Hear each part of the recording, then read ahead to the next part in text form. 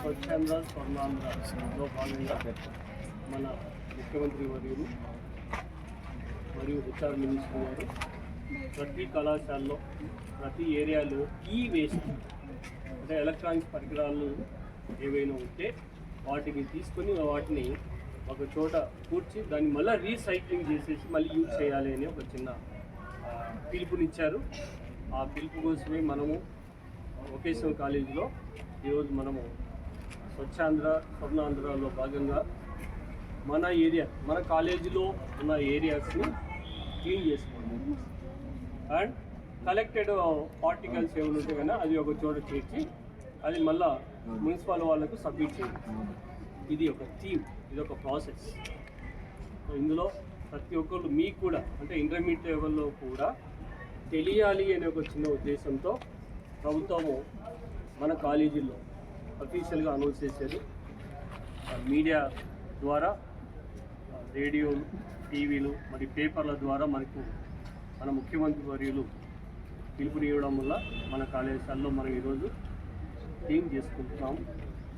దీంతో పాటు పరిశుభ్రత కూడా పాటించమని చెప్పడం జరిగింది కాబట్టి ఆ కార్యక్రమం ఇప్పుడు ఈరోజు మనం చేసుకుంటున్నాం. ఇప్పుడు మన సీనియర్ మోస్ట్ లెక్చరర్ గారు ప్రసంగిస్తారు. Good morning all. 3వ శనివారాన్ని గవర్నమెంట్ ఆఫ్ ఆంధ్రప్రదేశ్ ముఖ్యమంత్రి నారా చంద్రబాబు నాయుడు గారి నేతృత్వంలో అన్ని ప్రభుత్వ శాఖల్లో గవర్నమెంట్ ఇన్స్టిట్యూషన్స్లో 3rd సాటర్డేని స్వచ్ఛాంధ్ర స్వర్ణాంధ్ర అంటే మనము ఈ రాష్ట్ర విభజన వల్ల ఈ కార్యక్రమాన్ని మన రెడ్యూజ్ అంటే చెత్తను వేస్టేజ్ని సాధ్యంత వరకు మనం ఏం చేయాలా రెడ్యూస్ చేయాలి.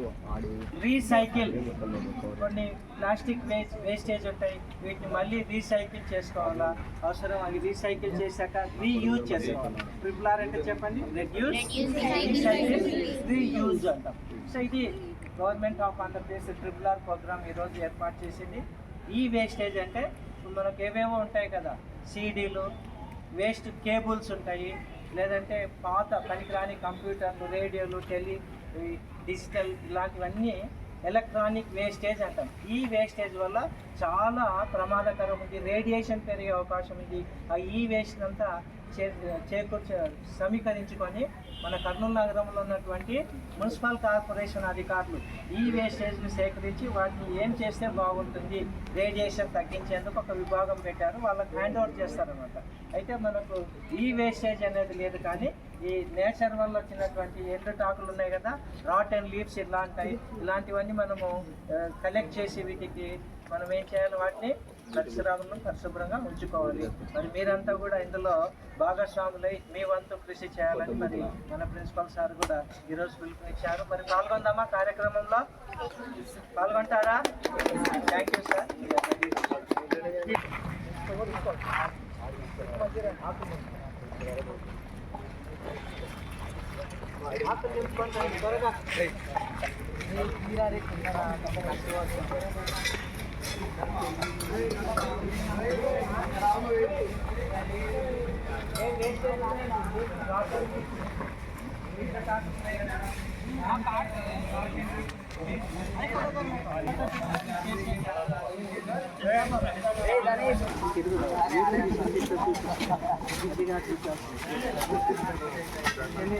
త్వరగా ముందుకు పెట్టుకోండి.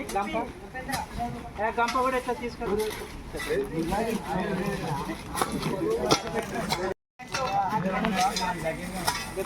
సార్ చేసిన సార్, ఫోటో కూడా చేసిన సార్. Okay sir. రామ్ సైగా పట్టుకోదా, అది బ్యాన్ సైగా పట్టుకో. Okay right.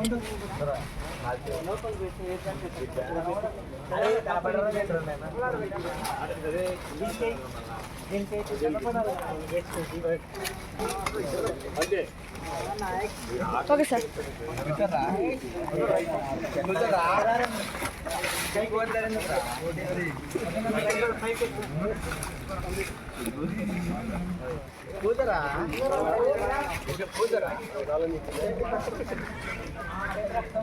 వచ్చేస్తున్న రోడ్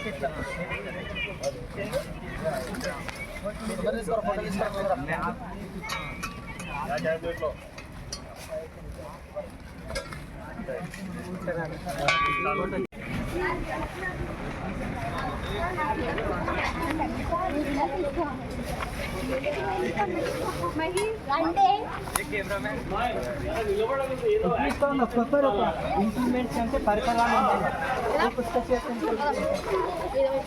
అంతా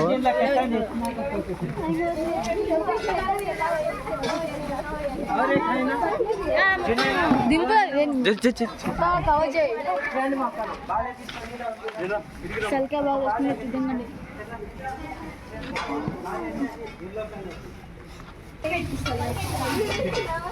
నలుగురు రండి.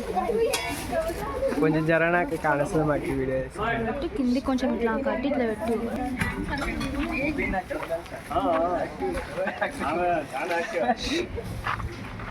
రండి. మీరు నన్ను మించిన చేశారు. ఈ ఊరి కోసం ఏదైనా చేస్తాను. ఇది కాలేజ్ కోసం చేయాలి. అవునా?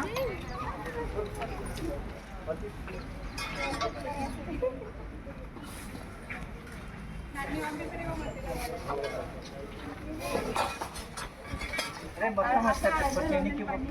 అందరూ పని చేస్తుండండి మీరు ఊరికి ఫోటోలు అట్లా చూడకూడదు. ఇట్లా ఒక ఆయన కలిపేసేటట్లు ఒక డైరెక్షన్ ఇట్లా కాదురా. అంతే ఇస్తున్నారు సార్. చెత్తట్టుగా ఇట్లా ఈ నుంచి ఇట్లా తీసుకున్నా సార్, అది కూడా ఇట్లా ఇట్లా అంటున్నాడు. ఇట్లా ఇట్లా పని చేయండి రే పని తీస్తున్నా డైరెక్ట్ పట్టు పట్టు పట్టు పట్టుకో పట్టుకో విషయం పట్టుకో విషయం ఏనా నిత్యం ఆటలు వేసుకున్నాను. కూడా అవుతుంది జరుపు ఫోన్ జరుగుతుంటే వాడు జరుగుతాడు. ఒక కత్తి తీసుకుని ఇట్లా గెలుకమ్మా గెలికి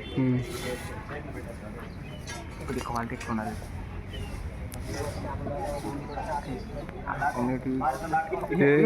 ఆఫ్ చేసాను ఇలా అది అంతే అయిపోతుంది. క్వాలిటీ ఇచ్చినా అయిపోయా.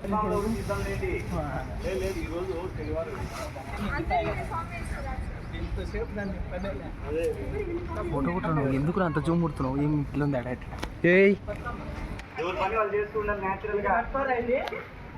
ముప్పు వస్తుంది ఎందుకో అర్థం కాకుంది. లైటింగ్ పెంచిన అరే అది అంతే లేదు. ఫోటోలు కొట్టి చెప్తాను జగర్ సగం రా అట అట ఓకే ఈ వల్ల ఏమన్నా ఉపయోగం ఉందా రాయడా? ఫోటోగ్రాఫర్ గర్స్టింగ్ వద్దురారా?